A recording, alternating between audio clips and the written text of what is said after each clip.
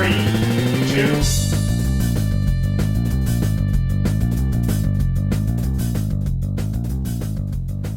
Welcome to Exploring Hobbies. I'm Jamie Fouché, and our guest today is Suzanne Zobel, and Suzanne is here to talk to us about knitting and crochet. Welcome. Thank you, Jamie. So glad you could join us. It's a pleasure to be here. So why don't we start by talking a little bit about how you got started in this hobby? I got started with both knitting and crocheting in pretty much the same way. I had a grandmother, lived out on a farm in Iowa, and she incredibly gifted, remarkable woman when it came to all types of needlework. And knitting and crocheting were two of those things. And when we would go out in the summer to visit her on the farm, she decided that was a good time to teach us how to do some of these things. And so knitting was one of them, crocheting was another, in addition to several different types of embroidery and that kind of thing. Well, hardanger embroidery, Wow. smocking, tatting. She just loved to do that, what she called her fancy work. And she actually has won awards for her work, including a national award for some of her embroidery. So it was a wonderful, remarkable person to be learning from. Yeah. And I miss her. Now, when I get stuck on something, my first thought is pick up the phone and call her. And of course, she hasn't been around. But I really appreciate everything that she did to teach me these things and really grounded me very early in it. So started when I was probably about 8 years old. Yeah, that's great. So I'm sure I'm not alone in this. Please explain for our viewers what is the difference between knitting and crochet. Okay. The most obvious difference is in the tools that you're using. Okay. Okay. Knitting always involves two needles. Okay. Okay. The yarns that you're using are the same. Knitting has the needles. Crocheting has a hook. This is a very, very large hook. Hooks come in different sizes, and some of them can be quite tiny. Okay. In fact, I think there's one in here. Even smaller. Even smaller. Small. You can barely see I the can hook barely on that see the one. hook. Okay. So they come in and a lot of different ways. Now, sometimes they come with handles so that they're not as hard to grip. We're becoming more ergonomically correct with some of our tools. We also have hooks like this. And this is for a particular type of crochet called Tunisian crochet, which we'll talk about a little bit later. Knitting needles also come with some of these plastic wires, and we'll talk about that later too, as you see here. And that basically allows you to knit large pieces. Obviously, if you were going to knit an afghan or a blanket, there's no way you're going to fit all your stitches on a needle this size, and these are fairly long needles. Yeah. So that's the most obvious difference, is the needle versus the hook. Okay. One of the other differences that sometimes people don't always know or recognize until they start doing it, crochet generally uses about half again as much yarn as knitting does. So if you were going to knit a scarf or crochet a scarf, same size, same length, whatever, the crocheting would take, again, half again as much yarn. Okay. And that's because of the way the stitches are made. It uses more yarn in a particular stitch. I never knew that. That's interesting. Yeah, it is, and it's something to keep in mind when you're planning, thinking budget, right. Yeah. and what you need. Yeah. Yes. So how do you choose which one? Is there a reason why you would knit something versus crochet it? I think a lot of times it just depends on the pattern that you're looking at, or if you're working through your own pattern, the particular type of style or look that you want. As you can tell, these pieces here, let me move that, are crocheted, and you can see they're a little bit heavier than a knit. Now, some of that depends on the weight of the yarn, if you're using a thicker yarn or a lighter yarn. Okay. But even if it was the same type of yarn, it would still be a little bit heavier.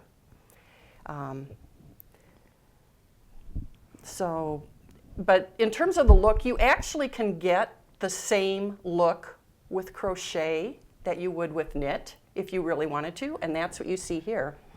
If you look at these two pieces, these are both hats, and you look at the type of stitch, they pretty much look the same, identical. This piece actually is crocheted. in a technique that we call Tunisian crochet. And the way that you can tell that it's crocheted is when you look at the back, it's bulkier, and when you feel it, it's bulkier. Inside here, it's a lot smoother and lighter. But you can get the look of knit with crochet. So if you're a crocheter and you say, but I really like the knit, but I don't know how to knit, there is a way to do it, the Tunisian crochet, and that's what this long hook is for. It's a special type of crochet. So show me what that's like. So you've mentioned a couple different types now. What are the differences between the kind of, because I'm assuming when you say it's Tunisian versus something else, what you get is a different look to the end result. Right, and the best way would be to actually show you a difference in the stitches. Okay. Now, in crocheting, one of the nice things is that usually you're working with one stitch at a time. Okay, and that's a difference between knitting and crocheting.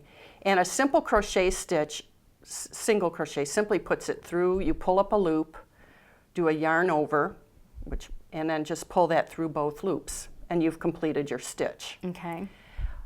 Now, you make that look so easy. It actually is. Why don't you go ahead and try it? We'll let you try it. You're going to put me on the spot. I am going to put you on the spot. Okay. I've had others try to teach me. You're going to been put it unsuccessful. right underneath those two loops there, from the front to the back. So from front to the back, and then pull the yarn right back through. So grab it with the hook.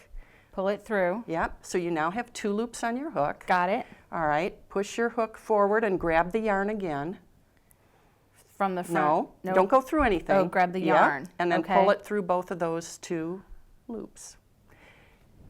It actually works better if you, I'm going to show you something. Okay, bring it around this way. And then turn this slightly down so it catches the yarn when you pull it through. Okay. So I'm going to catch that. Yeah, and pull it through both loops. Sort of. You will. It does take a little. I'm forcing it. There's probably a slight knack to the gesture, but I do get it, and I see that it's through that loop now. Okay. So you have it. So, and basically most of the other stitches in crochet are similar.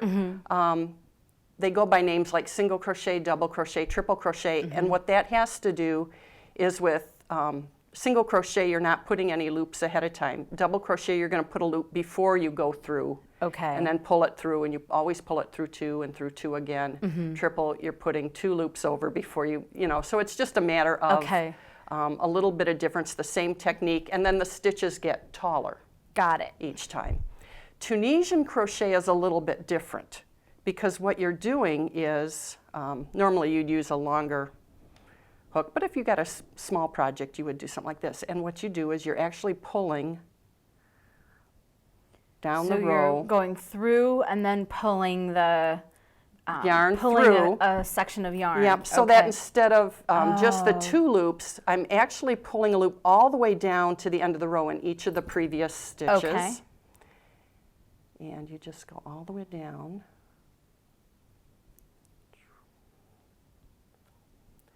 And when you get to the end of the row, then you start working the stitches off.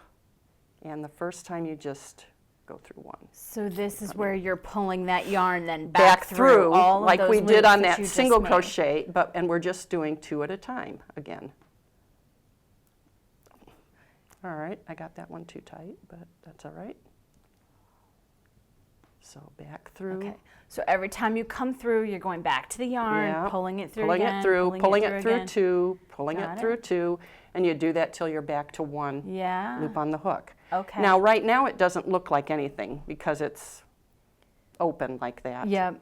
And so then what you do is you go back again, and you're going between the front and the back and pulling up loops again.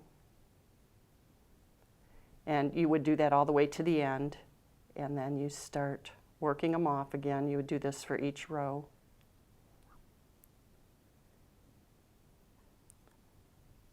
And as you continue to, that's a small sample, but as you continue to do that, it actually produces. It has a different look to it. Yep, it looks like the knit stitch. Okay. So that's the difference in that. So you mentioned your needles. Are there other tools that you need in order to complete your projects? Basically, if you have a hook for crochet and the needles for knitting and you have some yarn, you can pretty much get by with that. Obviously, things like scissors are helpful when you want to end. If you're working a pattern that has a lot of rows, they have handy little gadgets like stitch counters. You can always use pen and paper and do the little mark it or cross off your rows on your pattern, but sometimes it'll say, you know, rows 27 to 52, just knit straight or something, so you want to count those rows. Yeah, and you mentioned patterns, so for someone who's not familiar with how that works, I'm assuming that's a place you can go to for inspiration on how to put together projects, that kind of thing. How there's does this work? so many places that you can get patterns. This is one that actually is sold in our shop in Howell, where I teach Stitch in Time. And there's magazines. This is a wonderful magazine, but there's so many of them. If you go to any grocery store, any whatever. I brought this one along because this is the magazine that comes with membership to the Crochet Guild of America. Oh. And so there are actually national organizations for both knit and crochet. Okay. The Knitting Guild of America is the knitting counterpart to that, you know. And then there's books, of course, books all that kinds you of can get books. the patterns in Oh, too. absolutely. And you can go online and download some of them for free, some of them that you can buy. What's interesting is that a lot of people who learn to crochet from a grandmother or their mother didn't use patterns when they learned. The first piece that I learned to crochet did not use a pattern. And so I have found that there actually are many people that can look at these and really like that, but they can't read the pattern. And so I have had actually free pattern reading classes, and the first time I did that, it was amazing how many people showed up, and I didn't realize all these people were crocheting. I knew this was true during the time I spent some time in Africa, and it was very interesting because I often would take some crochet or some knitting along because it was a good thing to do in the evening. I was teaching during the day, but in the evening it was something good to do because it gave people something to talk about and ask questions about. They tend to be very highly respectful of teachers, and so they're a little bit intimidated, and particularly if you come in with more education, they're very respectful, a little bit intimidated. But when I was doing crochet or knitting, that gave them something that they felt okay to go ask questions about. Because it was a conversation starter. And a lot of times they would have a history of some type of knitting or crochet that they had learned somewhere. And it would be really interesting. I'd be working on a piece and they'd come up, "What are you making?" And just the way I'd pull out the pattern and say, "Oh, this is what I'm making this."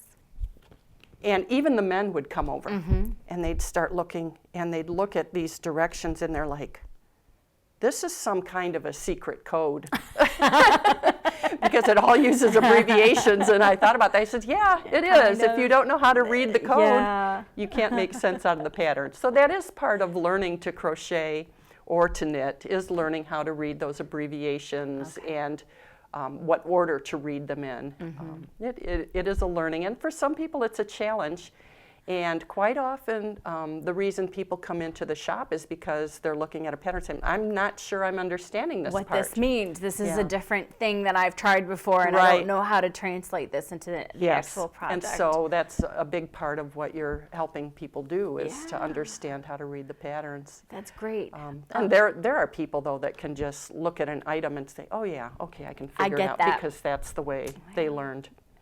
So. And I'm assuming that that skill set kind of progresses the longer you do it. You get better at looking at something, and even if you don't have a pattern, figuring out, oh, here's kind of maybe how I could make it look like that, even if you don't know. And even if you grew up learning to read the patterns, I think a lot of people eventually start thinking, "Yeah, I like that, but I just want to change this detail." And so by that time they know how design works, and they can change it.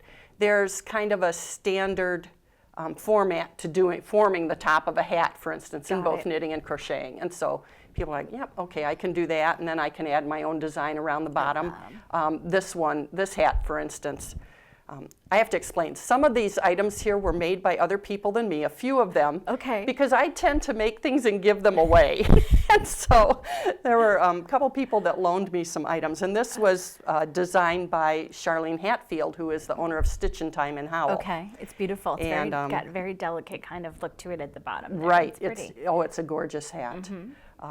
So she made the gloves up there too as well. And actually this scarf.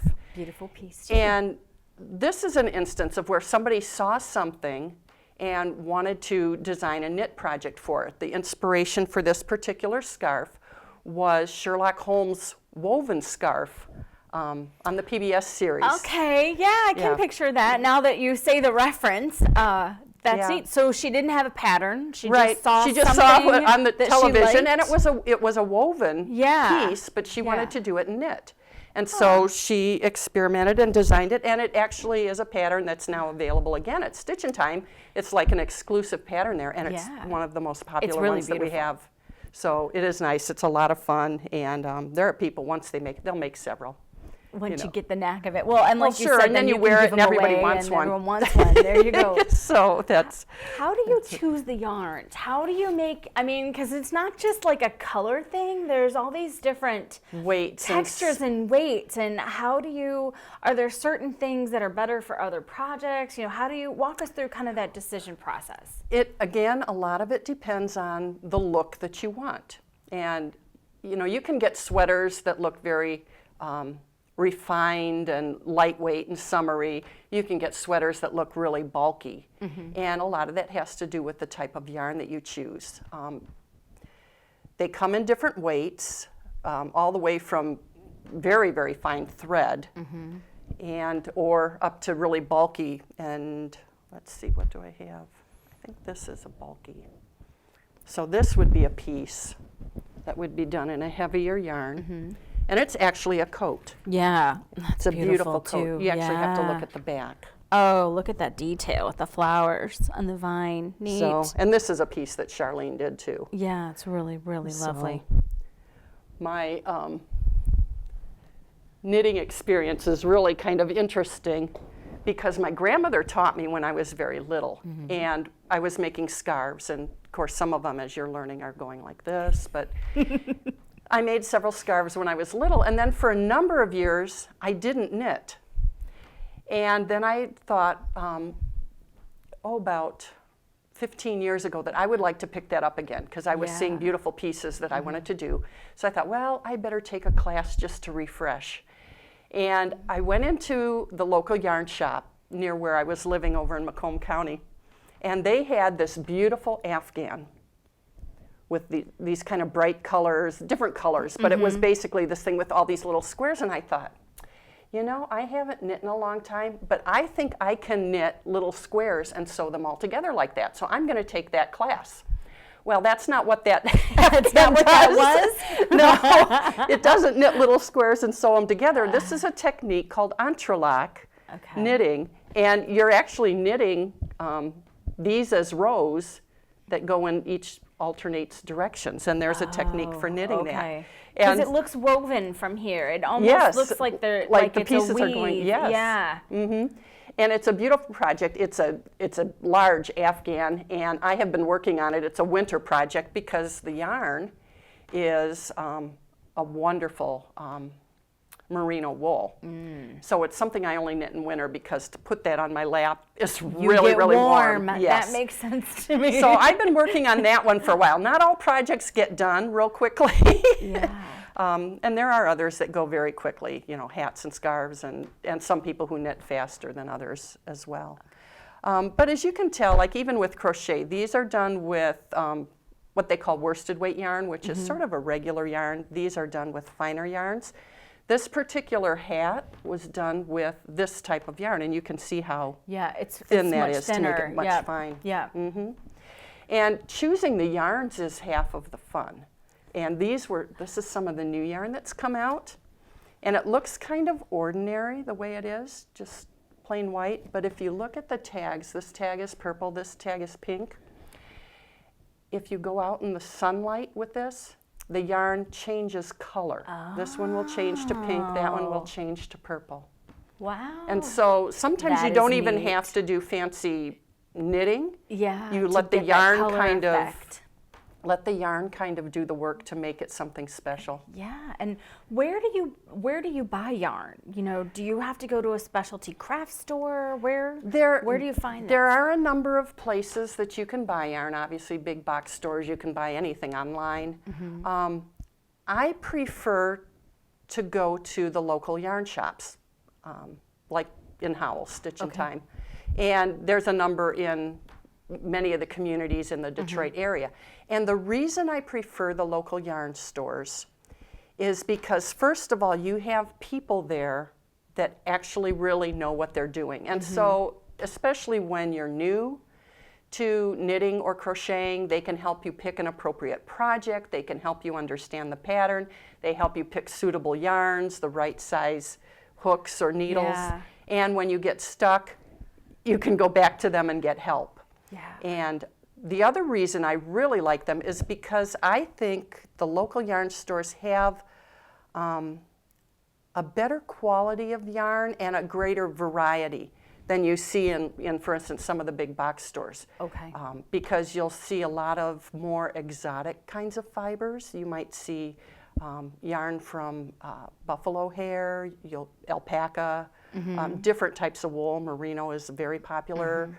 Wool and silk blends, cottons. I mean, there's a whole variety. It isn't Yeah, just. and even creative stuff that changes color. I didn't even That's know. right. I didn't even know that existed. That's I know, great. isn't that fun? It is fun. So, and you mentioned up someone new, which I think is great. So let's talk about that a minute. So if someone wanted to try this for the first time, how do you recommend they kind of get started? Like, how do you pick a project? Like, to me, something huge would be really intimidating. Like, should they start small? Is there kind of a logic to something that's good if you want to just try it for the first time and see how you do with it?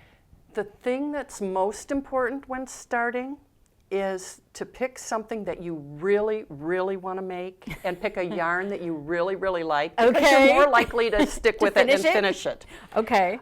Some people aren't really sure if they're going to like knitting or they're going to like crocheting, or maybe they want to do one but they're not sure which one. Yeah. If you have a family or friend who can teach you, that's one way to kind of get a taste of it. But again, the almost all local yarn shops have classes Okay. that you can attend and learn, and certainly they have classes for beginners. We have ongoing classes for knitting and crocheting at the shop where I teach, and that just is pretty much the norm for most Okay. And that was shops. And that would be one thing. Another way, if people are like, well, yeah, I'd kind of like to learn, but I'm not really sure if I'm going to like it.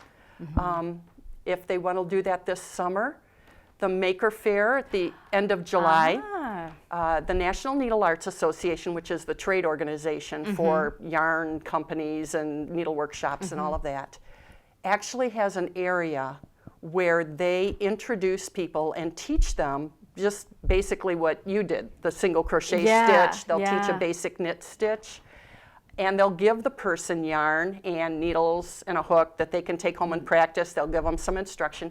We have, dozens and dozens, dare I say 100 volunteer teachers that come in. And go to Maker Faire. That go to Maker Faire to sit and work and help people. And we teach thousands here in the Detroit Maker Faire. They do the same thing in San Francisco and New York. But we teach thousands every year at the Detroit Maker Faire and introduce them to knitting, to crocheting, also to cross-stitch, needlepoint, tatting, and drop spinning, making your own yarn, which is fun, because once you really get into yarn and you start touching and feeling, and that's the nice thing about a yarn shop, it's not like don't squeeze You're the allowed Charmin. to touch. You're encouraged to touch. Okay. And and that was really interesting last summer. That oftentimes is what brings people into wanting to do this work, because at Maker Faire, I had 2 high school girls that came in, and I had asked them, I said, what are you interested in learning? Knitting, crocheting, what would you like? Well, we really don't want to learn anything, but we were wondering, is it okay to touch the yarn? Because it looked so It looks good. pretty, yeah. And I said, go ahead, touch the yarn. And so they were feeling the yarn. I said, okay, now if you like that, you have to come over. And try it, yeah. Well, I had them touch the roving, the wool that they were spinning into yarn. And she loved it. And the one gal, before she left, she actually sat down and was learning to spin and make her own yarn, and she was a natural at it, and she just loved it. And then it was like, now what do I do with the yarn? Well, now you learn to knit or crochet. Now you do something with it, exactly. Right. So a lot of it is tactile, and that's the other reason that I really like shopping and looking for yarns at the local yarn shop. Because of the greater variety they have, you can find something you really, really like. If you're going to spend the time to really, because it takes time to invest in a project, and it's going to be in your hands all the time, you want something that feels good while you're working with it. And so That makes sense. That makes sense. and I do the same thing with tools. These are wooden needles. I really like working with wood. A lot of the tools are aluminum, which is fine, but people who have sensitive hands or arthritis, especially in winter, this gets really cold. It gets cold.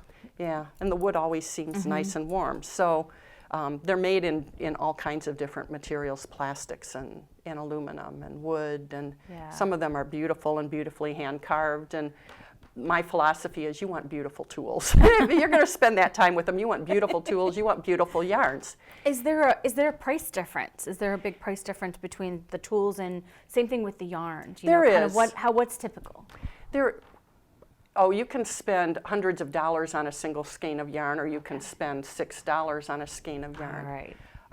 And that's the nice thing about a local yarn shop too. I know there are a lot of people that think, oh, if I make it myself, it's really going to be expensive. And in fact, lately, the last few weeks, there's been a little poster that people have been plastering all over Facebook that says, why buy it for $7 if you can make it for $92 worth of supplies? And that's the way some people think. Well, I don't want to spend that kind of money. Yeah. But first of all, you get a lot of satisfaction out of the fact that you made it yourself. It makes a wonderful personal gift if you're giving it away.